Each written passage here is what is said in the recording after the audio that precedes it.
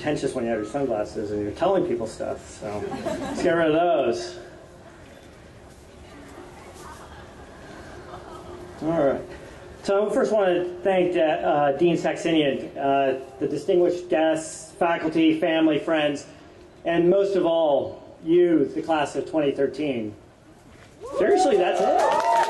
That's it. All right. Oh, you guys are the class of 30. I mean, you guys are the class. Yeah. You know, I can't adequately express how honored I am to be here as your commencement speaker. But I think it's really important that we set the tone right for the rest of the day and be just brutally honest with each other. Right now, let's face it, at least one of you is thinking that this talk would be a whole lot more interesting and appropriate if done in 140 character snippets. Actually, you know, I think it's actually the dean and everyone else up here that's probably got their fingers crossed and say, I don't have a clue what I'm about to tell you. And, you know, I think at this point of the day where I recognize that I'm really the person standing between you and updating your LinkedIn profile, that I'm going to try to keep this as short as possible. And so if it gets too long, you can start tweeting at me, the phone will start buzzing, and I'll take the hint. So, you know, realizing this is a commencement speech and you're expecting me to share something insightful, there's really a problem with that. And here's the problem with that for your class. With the amount and rate you have learned, I would argue you're the ones that are already teaching us. Why? You're already an order of magnitude faster at finding information than we have ever been. And when we were in college, you have to remember, it was really incredible for us to be a participant in a single global challenge or a global kind of trend. And today, you're doing this and participating on these global trends on a monthly basis. Granted, it might be the Harlem Shake or the latest K-pop steps, but at least it's still global. And what you've done is you've grown up immersed with all this information at your fingertips, and as a result, you seamlessly interact with technology in a way humanity has never seen. Over the next 20 years, you will have casually documented your lives more than any person in history. In fact, through Google, Twitter, Facebook, Tumblr, LinkedIn, YouTube, Yahoo, Foursquare, Reddit, Yelp, Instagram, and whatever comes next, you have each individually created more than 5 exabytes of data. To put that number in context, up until the turn of the millennia, that's how much data we had created collectively as a species. At this point, we can safely say that you are the ones who are creating most of the world's content. So what am I supposed to tell you? My first piece of advice would be to respect your elders, because they made it through this process without Google. Just saying.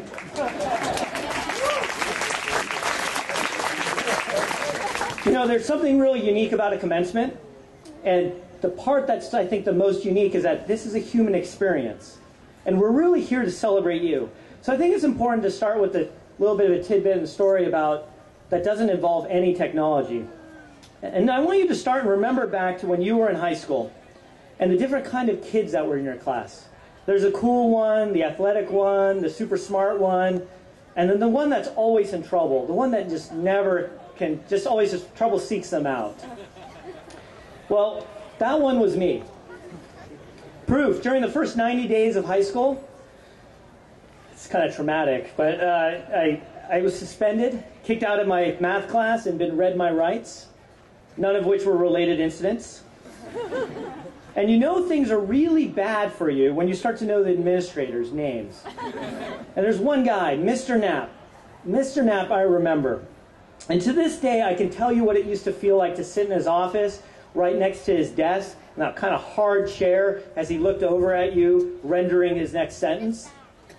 And Mr. Knapp, I remember that just so clearly. Because when you are constantly in that kind of trouble, one of the things that you first learn is to make sure you're the first person in the mailbox.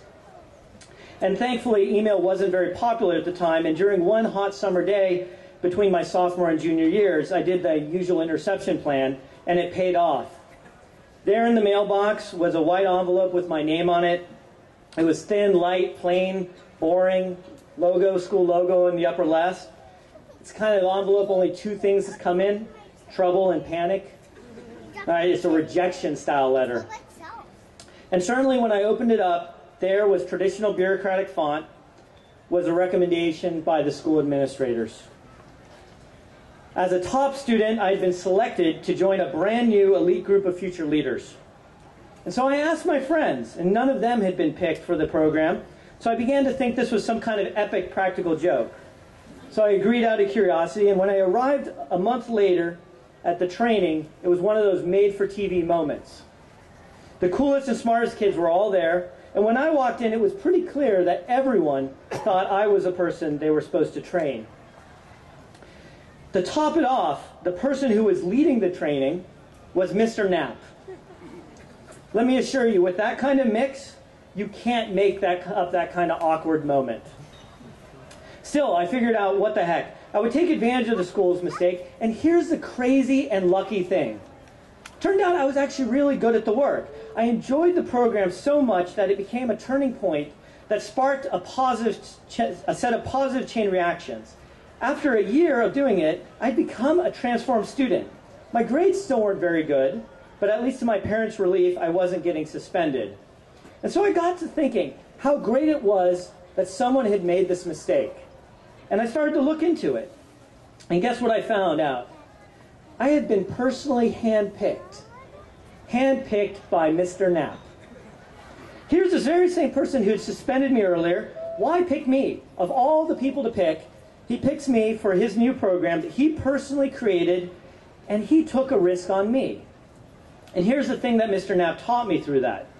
We cannot make progress throughout our lives. We can't make any progress throughout our lives if someone's not willing to take a chance on us.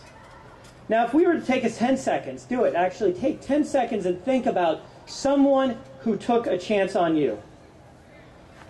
You got it? Think about it in that mind. That person, what did it cost them? And I suspect if you measure it in the grand scheme of things, it didn't take very much effort on their part. Now compare that to the impact it had on you. In my case, it was little effort for Mr. Knapp to pick me, but it led to a giant impact on my life. Small choices can lead to big outcomes, but it's not going to happen unless you are willing to take chances on others. By attending this university, and in particular this program, you've already proven you have what it takes to succeed. Because of that, you will quickly find yourselves in positions of power, where you will have the ability to have an immediate impact on someone's life. So here's what I implore you to do. Actively seek out those that you can take a risk on. The key word here is actively. Passively is easy. Actively seek them out. Why? It will help you grow as an individual. By actively helping out others, you will learn a tremendous amount about yourself, the things that make you tick, and who you really are and what you value. The ties that form between you will be the most powerful bonds that can exist. The gratitude you receive in return will become a gateway drug to a lifestyle of supporting and encouraging people, rather than tearing them down. And right now, we have a world where we could use much more of the former. When I was in college and nearing graduation, I didn't really have a clue what to do next. Sound familiar?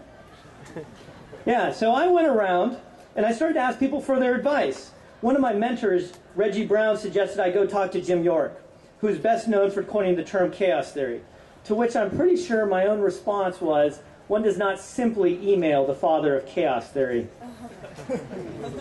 I finally worked up the nerve to write him a quick note about joining his research team, and while thinking too much, I wrote the email and pressed the send button.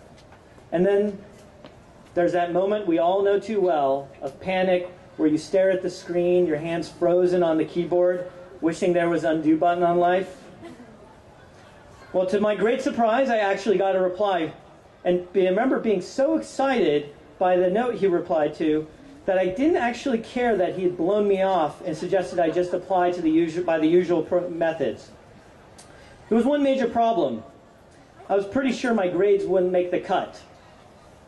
When I told my father about it, in his infinite wisdom, he suggested one thing: road trip. A special one that might just happen to take us near the campus so we could meet Professor York in person. The plan worked. We met and had a fantastic conversation. Thanks to Professor York, it would turn out to be the only grad school I was formally accepted to. From there, Jim, and yes, I now call him Jim, would work together first as student advisor and then as colleagues for over a decade. The thing is, none of this would have happened if I obeyed the rules. There are no rules, only guidelines. By finding a way to talk to Jim, I put myself in a position where he could take a risk on me. And to you, I say, seek out those that will take a risk on you. Put yourself in a position so people can easily help you out. It didn't take very much effort on Jim's part to take a chance on me, but I had to make it easy for him. A central component of chaos theory is that small changes lead to big impacts. Similarly, those small changes and risks can lead to big impacts. Everything I've shared with you, you already know. In fact, you've lived it. Think about the first time you arrived here. Remember when you got here and you didn't have a clue what was going on? That moment at orientation where you met for the first time?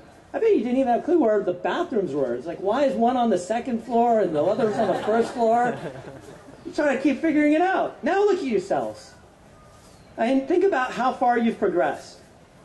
You know, you went from a moment where when you got to class for the first time and the professor asked a question, you didn't dare raise your hand out of fear of being the only stupid one.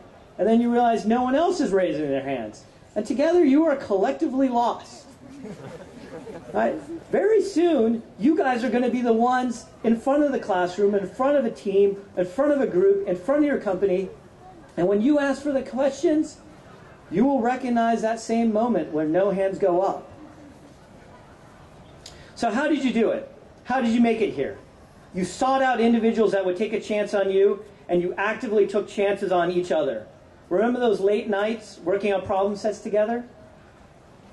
Or other times when you were about to fall and one of your peers was there to save the day? You learned to be vulnerable and trust in each other. You actively looked out for each other, and you had each other's backs when the times were tough. You picked each other up when one of you stumbled emotionally, academically, or even financially. Now it's our turn as a society to take a chance on you. All of you, through your hard work and tenacity, have gotten here to this ceremony and have established yourself in a position to earn our trust. That, in fact, is what that piece of paper you're about to receive represents. A certification of our trust in you. And it's not a moment too soon, because we have to take a chance in you. The challenges we are facing as a society are steep. We have real threats to our environment, our health, and our well-being as a species. We have a society that is rapidly losing faith in public service, which is the highest embodiment of a willingness to take risks on those that need it most. To help solve these pressing challenges for our current children and for your future children, we have to place our faith in you. So there's my advice to you. Actively take chances on others, even when it is at a risk to you. Seek out those that will take a chance on you. Today is an awesome day to celebrate you and all that you've accomplished. Most of all, remember to say thank you. Thank you to those that helped get you here. I want you to take a second and ask yourself, who is your Mr. Knapp? One of the most important things you can do in your life is to say thank you to them. Maybe they're here today, maybe they're not. Find a way to say thank you to them.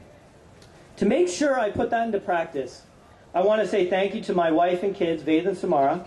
I also want to say thank you to all of you, the class of 2013, for all that you are going to do in the future.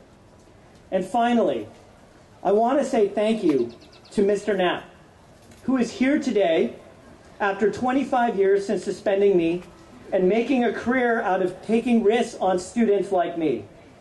Class of 2013, who are you going to be a Mr. Knapp to?